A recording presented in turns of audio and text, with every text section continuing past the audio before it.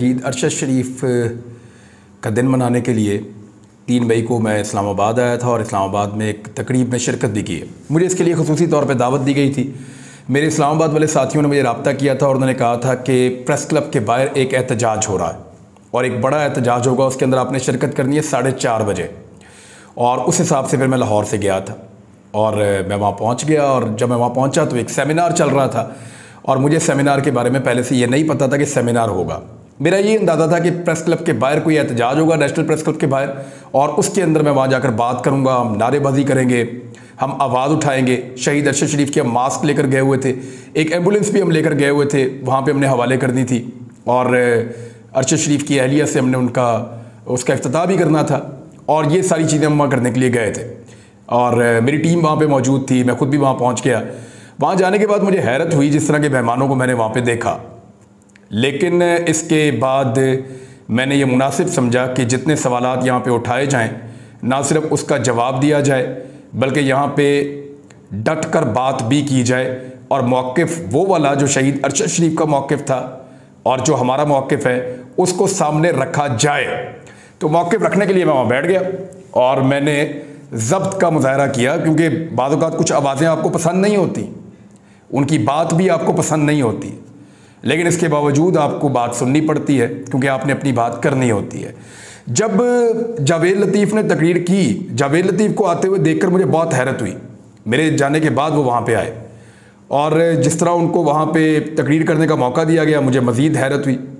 फिर जावेद लतीफ़ साहब ने वहाँ पे तकरीर की, उस बीच में कोई एहतजाज नहीं हुआ, लेकिन जब वो चले गए तो उसके बाद नौजवानों ने एहतजाज किया। रिजवान ने एहतजाज किया, ज़ुबैर ने एहतजाज किया, कुछ और नौजवान वहाँ पे मौजूद थे, उन्होंने एहतजाज किया। और वहाँ मौजूद जो PFUJ के लोग थे या प्रेस क्लब के लोग थे, उनके साथ तकरार शुरू हो गई और ये नौजवानों को बाहर निकाला गया। मैंने उसी वक्त माइक लिया और माइक के ऊपर बोलना शुरू किया कि हमने बहुत कुछ बर्दाश्त किया है, हम ये भी बर्दाश्त कर देंगे, मत जाओ, रुक जाओ, हम अपनी बात करके जाएंगे। लेकिन वो नौजवान बाहर चले गए और मैं भी बाहर चला गया। इवन इसमें धक्कम पेल भी की गई उन नौजवानों के साथ भी और दूसरे लोगों को लगता है कि उनकी तरफ से, लेकिन मैं बाहर गया और मैं जाके उनके साथ बात करता रहा। मैंने भी वो स्टेज छोड़ दिया और बाहर चला गया। मैं भी चला गया था, सिद्दीक जान साहब भी थे और दीगर कुछ और सहाफ़ी भी थे, समी इब्राहिम साहब भी थे, कुछ और सीनियर सहाफ़ी भी थे, ये सारे बाहर आ गए थे। वहाँ पे जाकर हमने बातचीत की नौजवानों के साथ और ये सारे नौजवान मेरे साथ ही काम करते हैं, छोटे भाइयों की तरह हैं। हम लोग इकट्ठे इस्लामाबाद जब भी आते हैं तो एक साथ खाते पीते हैं। तो मुझे उन्होंने कहा जी हमें बड़ा दुख हुआ है ये सारा कुछ देख के। मैंने कहा दुख तो मुझे भी हुआ है, लेकिन क्या हमें इस जगह को यूं छोड़कर चले जाना चाहिए? अंदर शहीद अरशद शरीफ की फैमिली भी बैठी हुई है, क्या हमें बात किए बगैर जाना चाहिए या यहाँ पर बात करनी चाहिए? तो वहाँ पे यह तय हुआ कि हमें बात करके जाना चाहिए और हमें अपनी बात यहाँ पे डट कर सामने रखनी चाहिए जो हम कहना चाहते हैं। और उसके बाद फिर हम लोग वापस गए और सब लोग वापस गए, कोई भी बाहर नहीं रहा, बल्कि मैंने वहाँ पे इंतज़ामिया को कहा कि सब वापस जाएंगे और बैठकर सब लोग सुनेंगे। और फिर हम लोग वापस गए, वापस जाकर अंदर बैठे, फिर दोबारा मुझे बात करने का मौका मिला और फिर मैंने पूरी बात की। बात का खुलासा ये है कि हमें सियासतदान नहीं मार सकते। मैंने ये भी बताया कि जावेद लतीफ़ ने एक प्रोग्राम किया था जिसको आपने बुलाया और वहाँ पे इसने उकसाया था मेरे खिलाफ मुकदमा दर्ज करने के लिए। उसके बाद मेरे पे पहला मुकदमा दर्ज हुआ था। मैंने ये भी बताया कि अरशद शरीफ की ट्रोलिंग किसने की थी। सियासी जमातों के लोग तो एक दूसरे की करते हैं सहाफ़ियों की, लेकिन सहाफ़ियों ने अरशद शरीफ की ट्रोलिंग की थी जब वो पाकिस्तान से बाहर गए थे। मैंने ये भी बताया कि सियासतदान हमें नहीं मार सकते, इनकी ये औकात ही नहीं है, ये इस काबिल ही नहीं है। हमें मारा एस्टेब्लिशमेंट ने और हमेशा एस्टेब्लिशमेंट मारती है और वही सबको मारते हैं। पहले भी वही मारते थे, आज भी वही मारते हैं। अगर किसी ने इकट्ठे होकर कोई जिद्दोजहद करनी है तो उनके खिलाफ करो जो सबको मारते हैं। उसके बाद फिर हम लोगों ने बाहर एहतजाज किया और एक मुज़ाहरा भी हुआ। तो ये सारा आज का था, दिन की एक्टिविटी मैंने सारी आपके सामने रख दी है। और वो नौजवान अभी भी यहाँ मेरे पास मौजूद हैं जब मैं ये वीलॉग रिकॉर्ड कर रहा हूँ, जिन्होंने एहतजाज किया था। और मैंने स्टेज के ऊपर कहा कि उन्होंने गलत नहीं किया।